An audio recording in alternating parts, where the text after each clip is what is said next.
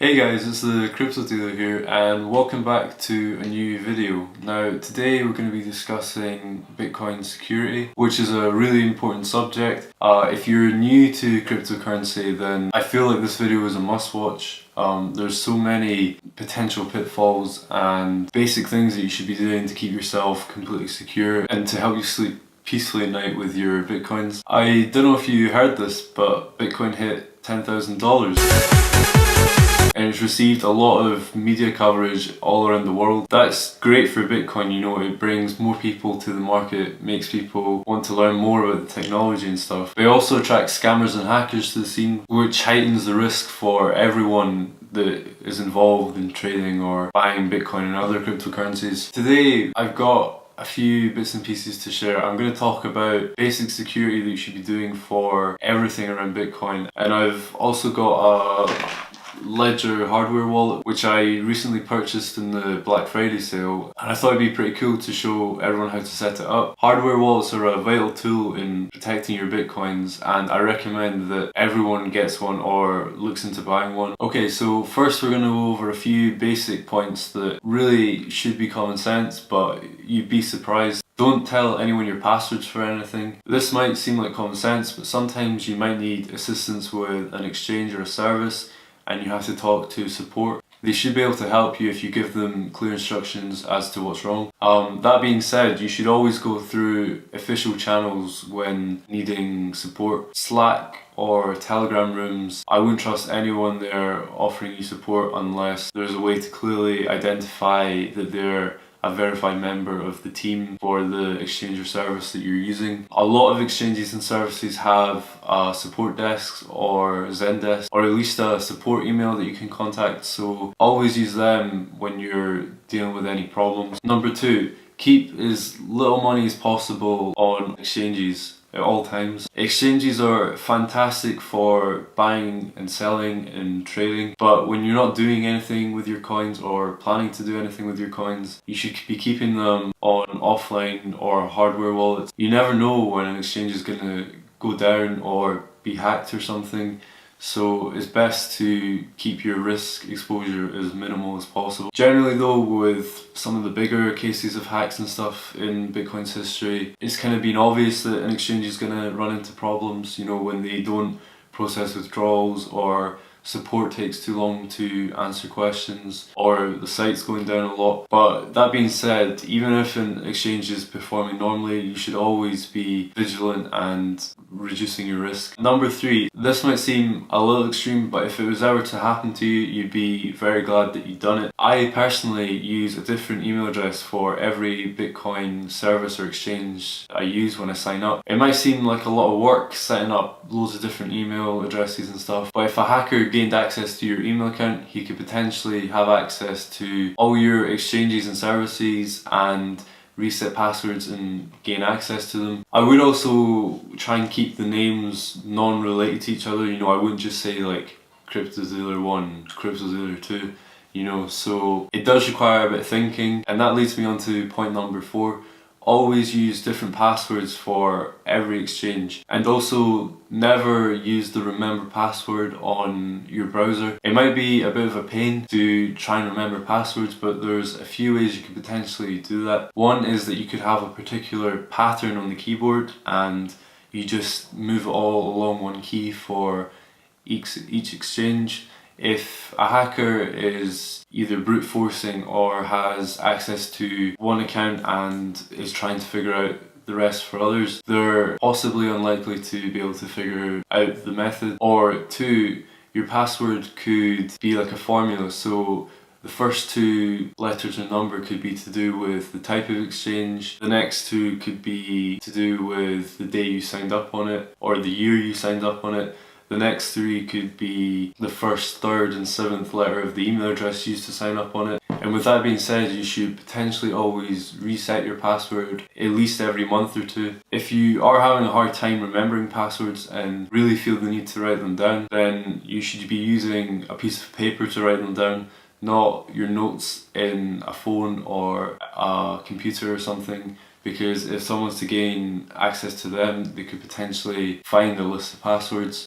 Keep the paper somewhere secure, and potentially if you're really worried about it, in somewhere that's fire resistant. Okay, so point number 5 is to do with 2FA. If you don't know what 2FA is, it's two-factor authentication. Basically, it's a service connected to your SIM card, and the application generates a 6-digit code for 30 seconds. When you log into an exchange or service that has it enabled, you're asked to type that password in so that you can log in. It's not entirely foolproof, but it goes a long way to stopping hackers who have brute forced passwords or found passwords in emails on a leaked list. Now, the best way to do this is to have a burner phone, and the best way to set this all up to make sure that it's as airtight as possible is to get a brand new SIM card, which you can actually in the UK order for free, and also you wouldn't need to top up any money or link credit cards to it or whatever. The service will work even if you have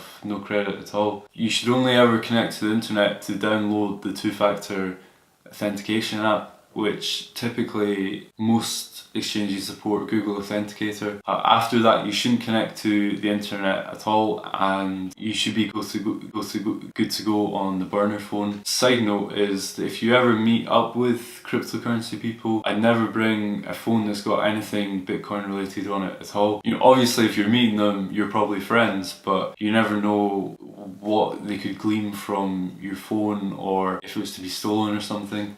And generally going outside with anything is a bad idea too. I managed to pick up this ledger in the Black Friday sales for 20% off, so I think it worked out to be about £50 plus the delivery, which is incredibly cheap considering you can potentially secure thousands and hundreds of thousands of Bitcoin or other coins worth on this wallet. Ledger's my personal favourite for a few reasons. The first being that they support a wide range of other altcoins. I think they're currently supporting 20 major altcoins, which means that this is especially handy for if you're trading and need somewhere to secure your coins. Another is that Ledger seem to be pretty on the ball with some of the recent Bitcoin forks and have provided support for them within a day or two of their launch, which has made it pretty handy for me when I wanted to sell them on an exchange pretty quick. And the third reason is that I find the setup and the user interface really easy to use and grasp. They also have a lot of support online if you're unsure about how to set things up. Let's get into the unboxing.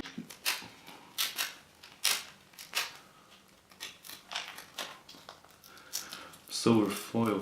This is what you see when you open the box up. Now this is the hardware wallet itself. There's a few things I like about this. One is that unlike a regular pen drive or a USB, you need a cable to connect this up to the computer. So for example, if you had a regular USB plugged into a computer and for some reason it got wedged or something, then it would break the adapter. But with this, the only thing that can break is a cable, and you can replace that. Other things in the box, you have a nice little did you know card. Basically they're just saying because it's cryptographically secured, they don't need to put an anti-tampering seal or anything on the box. Just a little card saying where to go to follow instructions. I'm going to take you through them today, but obviously check out start.ledgerwallet.com if you are looking to do this yourself. And finally, this is your recovery sheet. So when you start up the wallet for the first time, you'll see 24 words which you need to write down. And if you're to ever lose access to the wallet, you need these 24 words to recover it. So I'll be doing that shortly with the setup. A few other things you get in the box, a cable which you'll need, and also a little necklace thing, put the wallet around. Okay, so the first thing you need to do is download Google Chrome because that's where the app is based. I think it's quite a clever touch because it means that you can basically open your wallet on any computer that can run Chrome. To do that, you have to go to your apps in the top left and go to the web store. Now, if you search Ledger Wallet, you need to download the Ledger Wallet Bitcoin.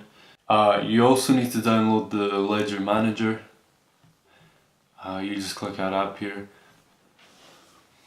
Now, okay, great. As you can see, both of them have been added to your apps. Okay, so with the Ledger Manager, that is what's used to update the firmware if needed, which doesn't happen very often. And it's also where you go if you want to install other altcoins and stuff.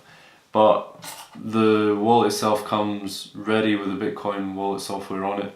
And when you plug it in, you just need to click the Ledger Wallet Bitcoin app. I'll try to show you as much as possible. Okay, so you just plug it in. This is where you connect the cable that came in. Okay, so you get a bit of a welcome. Can't get to focus. So you'll notice that there's two buttons on the top, right, and those are used to navigate. So one will take you left, one will take you right, and if you click both of them together, that's like an OK or an enter button. So it's a pretty straightforward device to use. Okay, so when you open up for the first time, it'll ask if you want to configure it as a new device. So unless you have a recovery phrase, you just click yes here. So the next thing it's asking you to do is put in a PIN code. These are up to 8 digits long, so they're fairly secure. And if you were to try and brute force enter one, you only have 3 attempts, so the possible combinations is crazy. Okay, this is the words bit, bear with me. Leisure. So the next thing you have to do is confirm your recovery phase. Don't worry, it's not too painful to do considering there's only 2 buttons. Basically just asks if you can tell it what a few of the words are for each numbers, and then you're good to go. When you have the wallet up, you have like a little menu. So they have the Bitcoin and Ethereum wallet installed, but we're going to go ahead with the Bitcoin. So you'll see I've loaded up the Ledger wallet application on Chrome, and to open it you need to enter the PIN you put in and then just press the 2 buttons on the Bitcoin. Okay, so since the recent Bitcoin fork, there are a few different types of Bitcoin around, but you're always going to want to pick Bitcoin. Don't pick Bitcoin Cash. Legacy and SegWit. SegWit's an update, which means you can pay cheaper fees, and in theory transactions should be processed quicker when sending them. So you're going to want to go ahead and pick SegWit. Now, something I didn't actually know until recently, when you're sending Bitcoin from a SegWit address on a Ledger wallet, it asks you to confirm outputs. So the first will be the amount you're actually sending, then anything else left in that address will also need to be sent on to split the Bitcoin in half. So it does look a little bit daunting when you've got what looks like more money is going than it should, but actually it doesn't. But actually it stays in the wallet, it's just part of the process. Okay, so you'll see in here I've got a few settings. Obviously if you have Bitcoin you want to send, you click the receive and copy the Bitcoin address. Every time Bitcoin is sent to the address, your receive address will change, but they'll all come into the wallet. You can also send the Bitcoin and you can choose custom fees, which is quite important. Especially on really busy days where the network's got a lot of congestion, and potentially fees can cost up to like £5 or £6, which makes a lot of transactions potentially not worth it. So you can choose custom fees here, and then you put in your amount that you're willing to pay for the transaction. The main difference here is that if you put in something less, it's going to take potentially 3 or 4 hours or even more depending on how low you set it. So that's just something to bear in mind. So yeah, that's just about it for showing you around the ledger and how to set it up. Hopefully you learned a few new ideas or techniques around Bitcoin security, and hopefully encourage you to review your own security measures around Bitcoin. The next video will be on how to trade altcoins, so stick around for that if you want to know how to make a bit of money with all this Bitcoin malarkey. I'm going to be splitting that into 3 parts, so one will be high caps, second will be low caps, and the other will be mid caps. Yeah, stick around for that, and please like and subscribe to the channel if you're new, and follow me on Twitter if you don't already. Thanks for watching, and I'll see you next time.